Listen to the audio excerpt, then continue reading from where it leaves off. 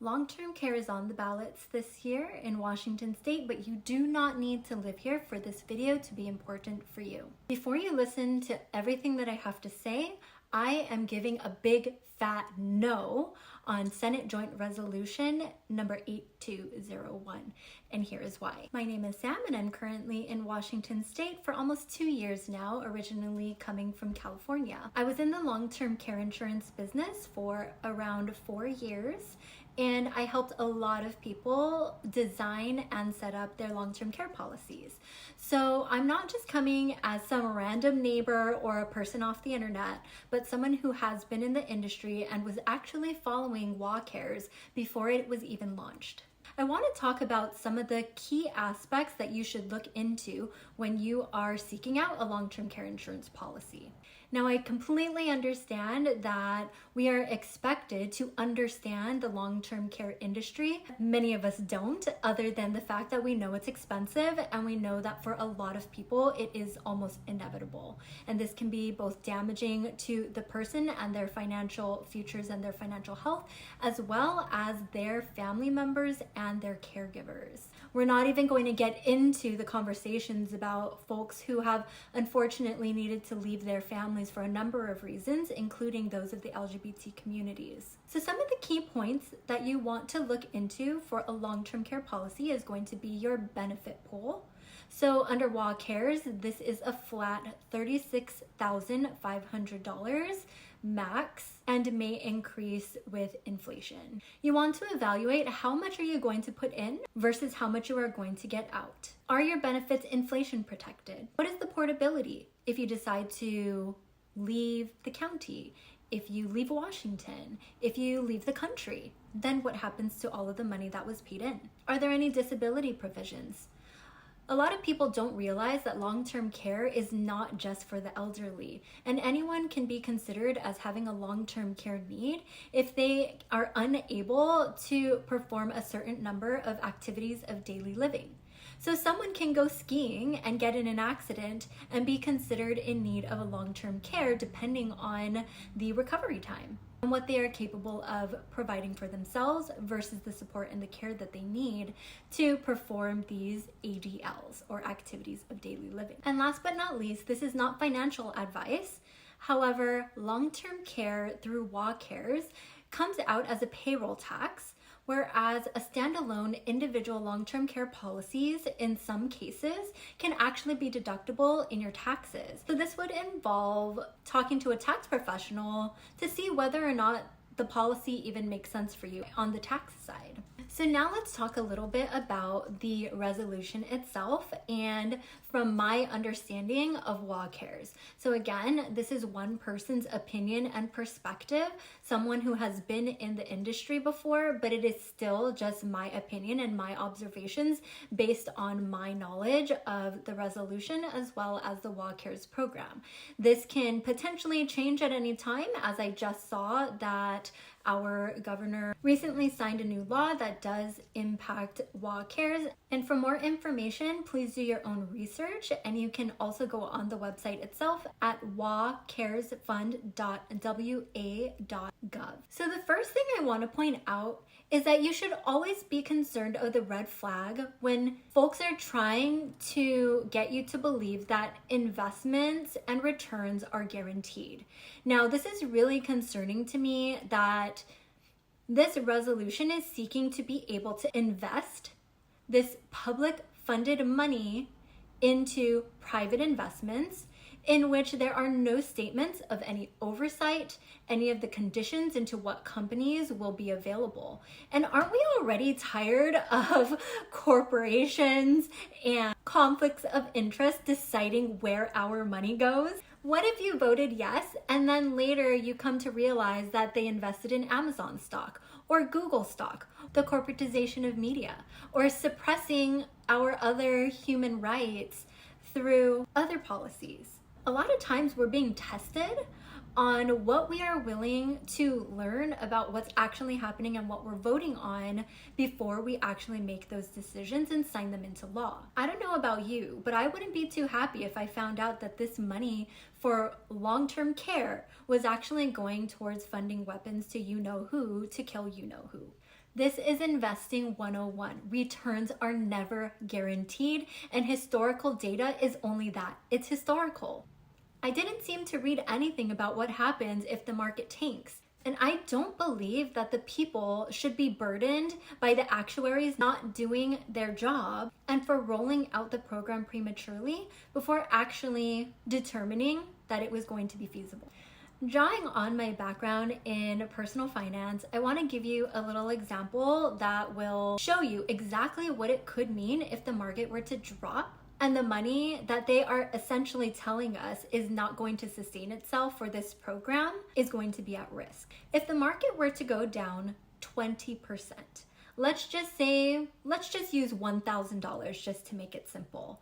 Going down 20% means $200 lost. So instead of $1,000 in this fund, we now have $800. Now, logically, a lot of people would assume that you just need 20% in returns in order to get back to your break-even point of $1,000. But if you were to actually look at the numbers, you would need to earn 25% to earn that $200 back. Why?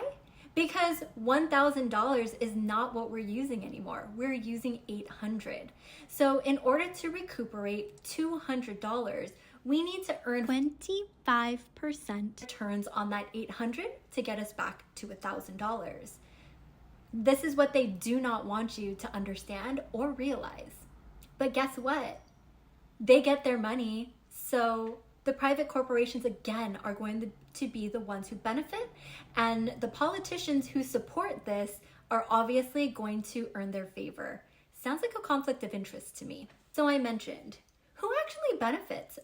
Well, if we were to look on the more positive side, it is going to be folks who actually do not qualify for long-term care, or they have specific health conditions that are going to severely increase their premiums, or they're older in age, because long-term care does function similar to health insurance, where the older you are, the higher the premiums and the more health conditions you have. And again, we're actually looking at morbidity, which is the likelihood that you are not necessarily going to die early, but you are going to need the support longer. So especially if you've been diagnosed with particular diseases or medical conditions, you may not qualify. And this is similar to life insurance, where there are some folks who cannot qualify on their own. So their employer-sponsored life insurance is the only plan that they can qualify for. This will also benefit folks who are lower in income and may not be able to afford a plan on their own without being, I don't know a better way to say this than without being forced to pay it up front out of their paycheck. Some of the problematic aspects of this, which I can see maybe where the intention might have been there to level the playing field, but as I mentioned before, the benefit is fixed and relatively low, with the exception of it being inflation protected. But even then, if healthcare costs tend to rise in the mid single digits to double digits, I don't know how inflation protecting it is really going to help if we're only looking at 1 to 5% increases in your actual benefit pool. So what that means is the growth of your benefit pool would likely not keep up with the inflation of healthcare costs themselves. So if you're young and you're healthy, a lot of times these companies want you to think, oh, a medical examination or a health exam is something you do not want to do. But the reality is, when you do not have any type of health questions or a medical exam or anything like that, chances are, if you are young and healthy, you're going to pay far more in the long run than you would have if you went through with the health exam and had that considered. Just like with any type of insurance, it's really important to look at the ratings and the sustainability of wherever you're getting your long-term care from. So there are some companies that are far more sustainable than others. And because this program is new, unfortunately, Washington is going to be the guinea pig here. And there's a reason why we haven't really heard of other states rolling out their own programs, despite being in a position to do so. There are far too many kinks that Washington is ironing out, and I would imagine that the other states are waiting to see how things play out.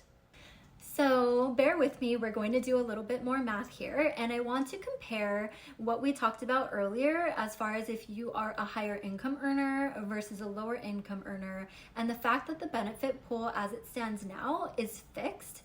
Whether or not you contribute 0.58% of your income on a high income versus a low income, that benefit stays the same at its maximum of $36,500. So I did a quick example. Let's just say you have someone earning $100,000. If they are paying a payroll tax of 0.58%, that's going to be about $580 per year that they are paying out of pocket for a benefit of $36,500. If you have somebody earning $40,000 and multiply that by 0.58%, you get an annual of about $232 for that same benefit. Now, to put this into perspective, I got my long-term care policy probably when I was about 30, and I have selected the option to increase with inflation every single year that it was offered to me. Although this is not the exact amount that I pay monthly, let's just round it out to $40 a month. That comes out to $480 a month, which is actually less than the premium paid by the $100,000 income earner. But guess what? My benefit pool is over $80,000. Not $36,500. So again, if you're younger and if you're healthier, it could make sense for you to shop around and find a long-term care policy outside of this government program. And again, the more people understand this and know about it, I have an inkling that if they're able to get their own individual policies elsewhere from reputable companies that can show that they have the capacity to stay around for decades to come when you're actually more likely to need these benefits, that just means more people are going to opt out and less money is going to get funded into the program that they're already telling us is underfunded.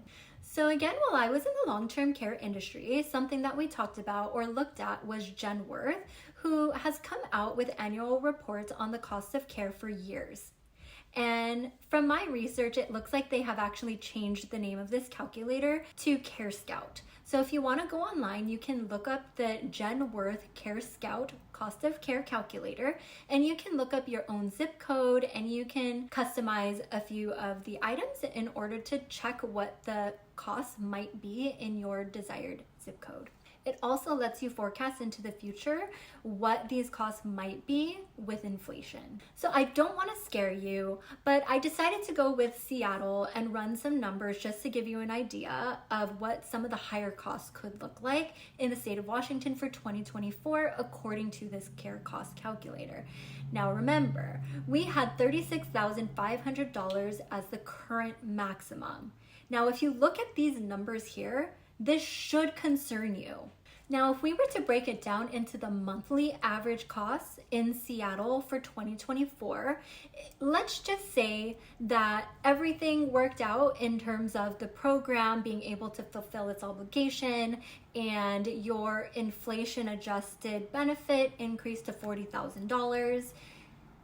According to the lowest average cost of an assisted living facility, you would be able to sustain yourself for about 5 months.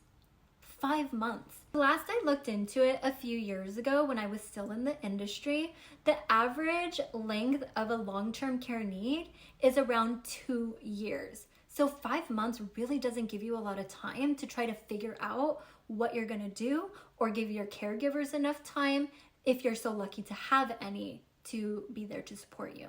And you can also see why some families go completely bankrupt, taking care not even necessarily of themselves, but of their family members and especially elderly parents. So even if you don't think that this is going to impact you, we have to look at the long-term projections of where we're headed in order to start sustaining ourselves and preparing now. So if I haven't convinced you yet, then I don't think that there's any hope there to give you any more information as to why not only the program itself is problematic, but this is why I absolutely am advocating for a no. There are a lot of things that need to happen to make this program more sustainable and to make more sense. And I do believe that there are people that are trying to figure this out, but this absolutely is not the way. And if anything, it might just open us up to a lot more risk than we already have. So again, my name is Sam, and I'm living in the state of Washington, and I am advocating for a vote of no on the Senate Joint Resolution number 8201, sponsored by the Republican Party. Please do your own research to make your own educated decision on whether or not you are going to vote yes or no. I'm just one person, and this is my opinion and my understanding, and as someone who was in the long-term care industry for 4 years. So please do your research. Go to the Genworth cost of care calculator, and please, please, please share this video with anyone that you believe could benefit, whether it is my explanations on some of the aspects of long-term care or those who are in the state of Washington who are actually going to make a very important decision whether or not that this amendment goes through.